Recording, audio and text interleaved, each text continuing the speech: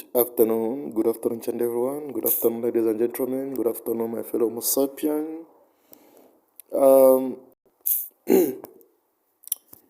I just want to explain a little bit about the process of counseling. This I'm talking about psychology of health. Yes, this is ELIAS SINKALA, popular known Professor ELIAS SINKALA. So I just wanted to explain something related to the process of counseling. Yeah. In 15 minutes in time, of which, first of all, before you go any further, you have to understand what is this process of counseling. It's all about what, and it's what. Okay, so this is a book that was being prepared by Mr. Mbundile Falai Happy, one of the psychologists that we have, or one of the psychologists who behind this module. So, first of all, before going further, you have also to define what this psychology is all about. So, psychology of counseling all about. This is a process and where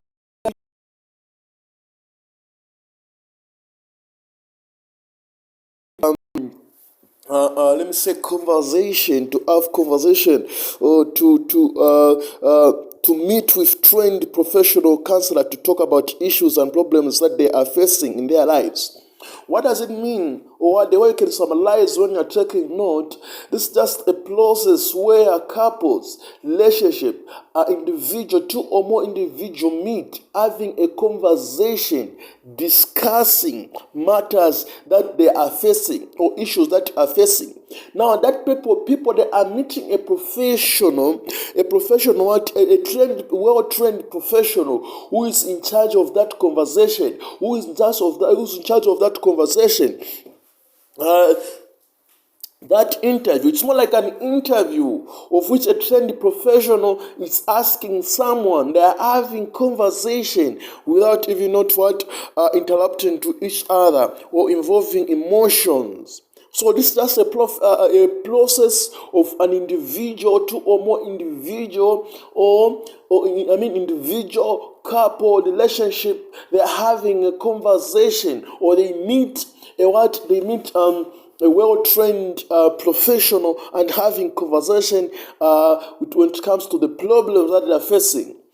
Not only that, there are some of things of which a counselee or well-trained professional needed to put into place when that process is taking place, or when that counseling is taking place. What are those kind of things? One thing that you have to do, that a counselee, or let me say well-trained professional who is that conversation has to put in place. Number one, you have to make sure that trained professional has to make sure that he is not giving advice. Or counseling is not about advice. When that person is giving you advice, which means that is not counseling. In other hand, that it has not to be judgmental. There's no need of being judgmental. The well-trained professional has not to be judgmental. No need of you being judgmental. No, you're the one who caused this. No, you're the one who did this. No, you're more like you're judging someone. You're controlling someone over you're judging someone. No, you have to do this and this. No, you're supposed to do this and this. It's not even making sense, not even at all. Attempting to sort out the problem of the client. Listen, as a counselor or well-trained professional, there's no need of you solving problem. Try to solve problem, but it troubles me to provide advice. The counselor, there's a counselor without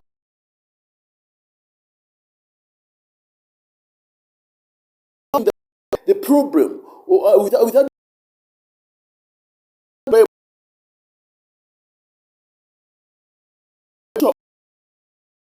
the mind of that person.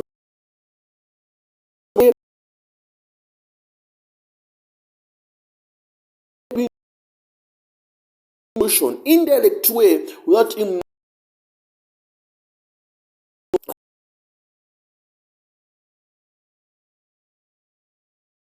There is no need of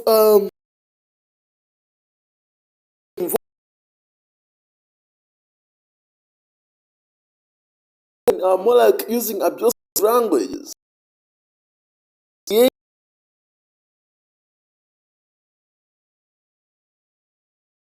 where tribal means to the process not of involving emotions, what's gonna happen or what is happening, all those kind of things. No. Just take it easy as in that, like that. Yeah. Expecting or encouraging a client to behave as a counselor would behave if conflicted with a similar problem in their own life. Now, let me try to jump that. Looking at a client problem from your own perspective, based on your own value system. So now, this is not a system. The counseling process is not like here and then when a person comes in, then you start counseling that person here and then, you cancel, you do those kind of things. It's a process that need to take time. That need you trouble means after getting the views, you trouble means to make sure that as a client talking, as you're having conversation with a client, you have to be listening very much attentively. You have to be paying very much attention. You have also to be making sure that you pay attention to the list, to the some of the skills such as what verbal and non-verbal communication. Like some of the clients, because they do not feel comfortable with the way you're approaching them, the way you ask them questions, they might not express their feelings, their views verbally, but non-verbally, some of the symbols, some of the gestures that are showing to you to say what you are trying to ask, it's not good. So you have to be very much attentive to those kind of communication. And also you have also to be to pay very much attention when it comes to the issue of when it comes to the issue of let me say, you have to be very much careful. You have to be reflecting that smile when a patient is talking to you, and a client is talking to you. Reflect that smile, which is very much good. You're building more room of conversation, more room of comfortability, which is that good for that. Not only that, in this case, are you doing that? Your job is to create atmosphere of looking that problem on your own perspective, on your own view, which is very much good for that. Yeah, there are some of the characteristics of counseling. One of the characteristics of counseling, some of the characteristics of counseling has to be based on what? Confidentiality. There's no end of you discussing with a client having conversation with you, is expressing his own problem to you. There's something more like disclose the problem to your friend, to your family, to his friend, to our friend, which is not even much good for that.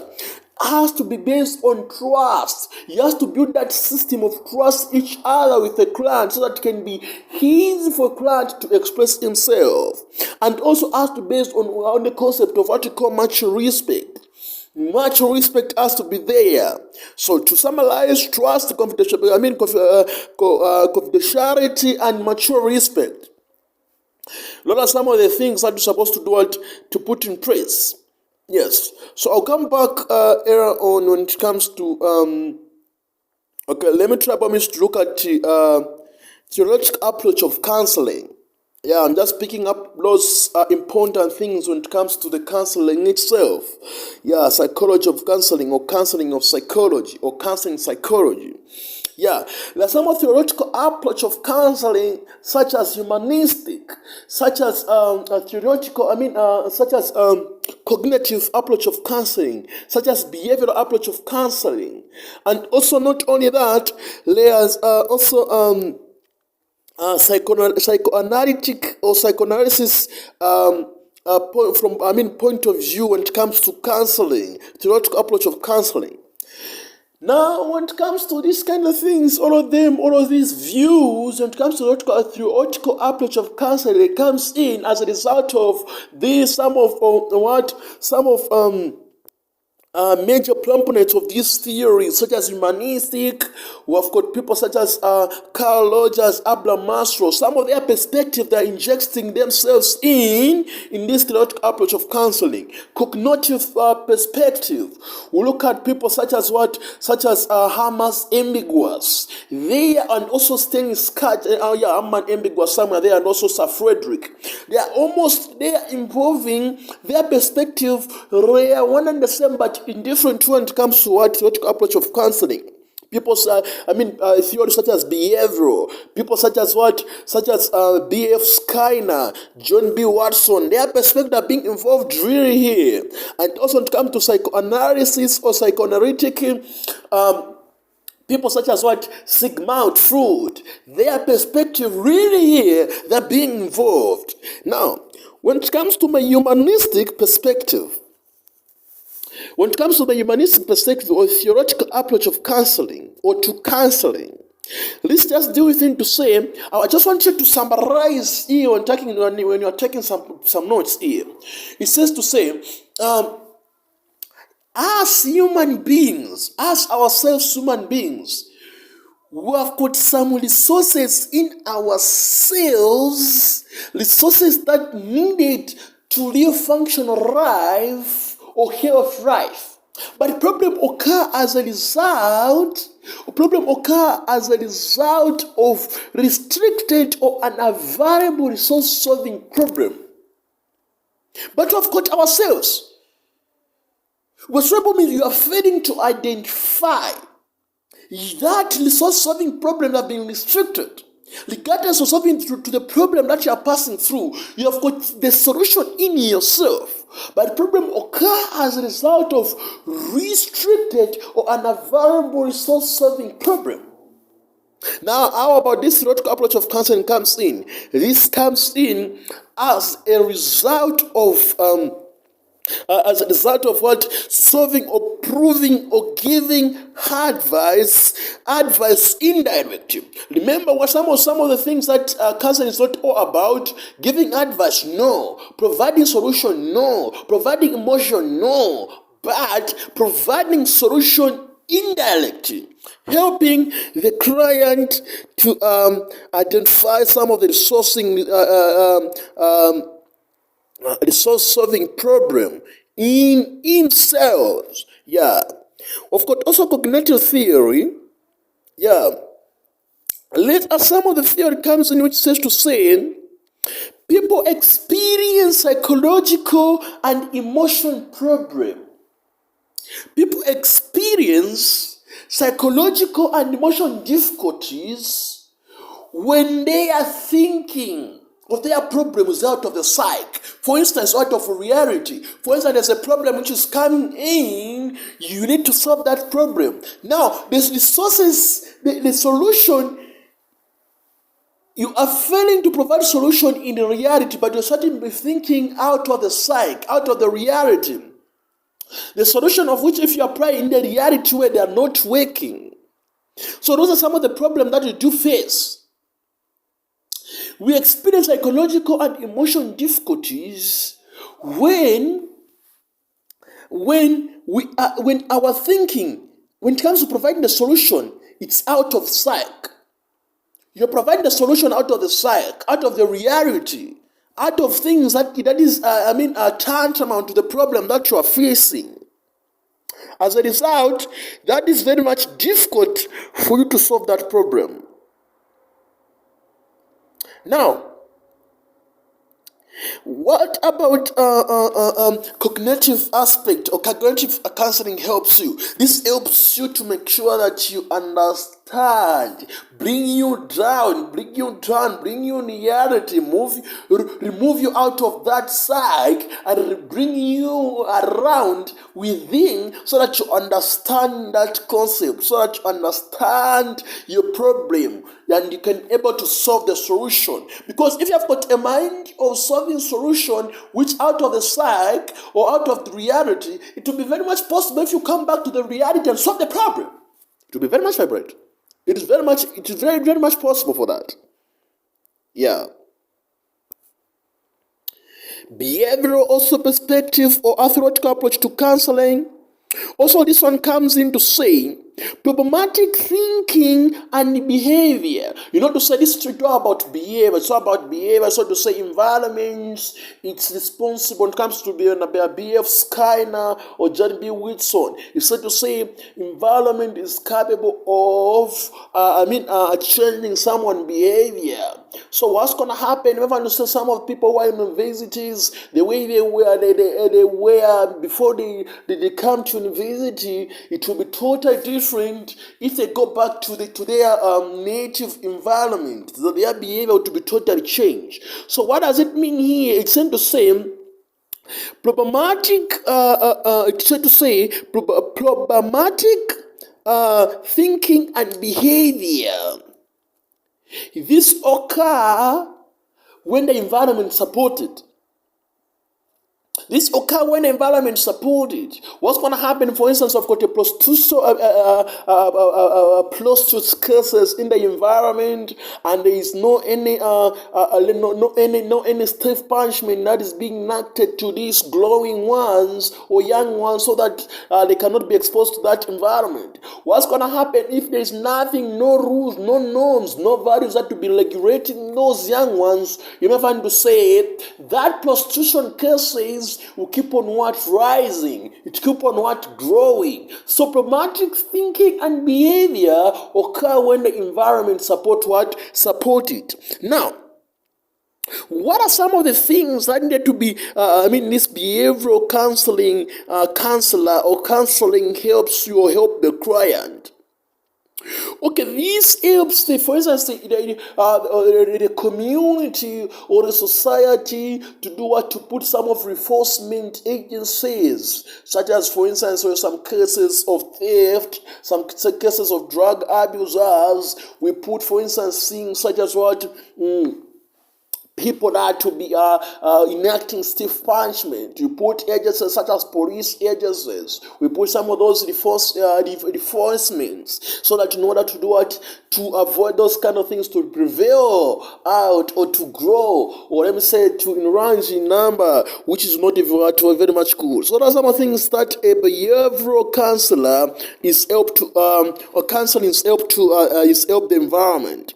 Of course, psychoanalytic. We talk about psychoanalytic. We talk about cognitive or thinking way. Well, this one talks about that psychological problem result from the present day influence of the. I'll read again here. It says psychoanalytic counseling theory or that psychological problem result from the present day influence of unconscious psychological drives or motivation stemming from past relationship or experience.